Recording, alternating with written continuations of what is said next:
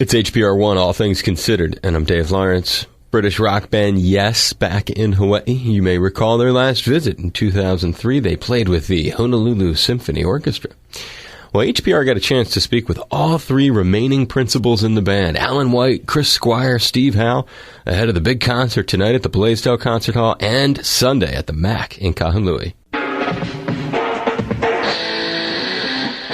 This weekend's live offerings include the return of Yes. Principal members Steve Howe, Chris Squire, and Alan White took time for conversations ahead of their pair of island shows, and Alan White says the band has the audience in mind when it comes to Yes concerts. We try and please everybody. You know, you can't please everybody, obviously, but we try to cater for a wide variety of our audience in being able to play radio hit songs that we've had, and then more of the deeper songs that are longer and more intricate and have more in-depth to them, and then the good old favorites that people have heard for a long time. So it's a matter of covering all those bases and just trying to make a good show out of it and please everyone, hopefully.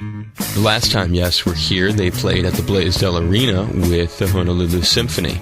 And Chris Squire reflected on how classical music has had a connection to Yes right from the beginning. That was part of the blueprint of the band when we first formed it, and we wanted a band that was, could play rock and roll, but we wanted to be able to play slightly more advanced form of rock and roll, and which embodied some of the values that in classical music.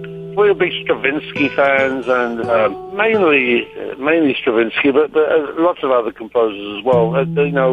We share a love of that music. So we built that into the Yes approach to life, really. There are many diverse musical forces that have impacted the sound of Yes. And in typical Steve Howe fashion, the guitarist shared the story of meeting one of his music heroes, rock pioneer Chuck Berry. In about 1969, just before I joined Yes, I was in a band and we were playing at the Albert Hall. In fact, the band was opening for Chuck Berry.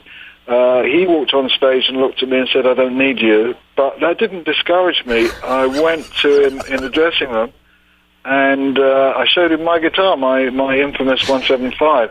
He played it for just a couple of minutes, and he said it was amazing. So this guitar's amazingly easy to play. So I met Chuck then.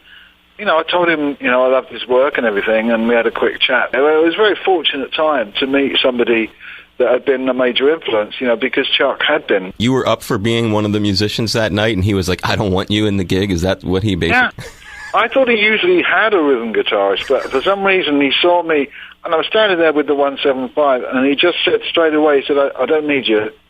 And I don't know why that was, but I don't know that he may have heard us sound checking. Well, his loss, Steve. His loss. Yes performs tonight at the Blaisdell Concert Hall and Sunday at the MAC on Maui. Hear the complete interviews with Steve Howe, Chris Squire, and Alan White on demand online at hawaiipublicradio.org. Just follow the news links.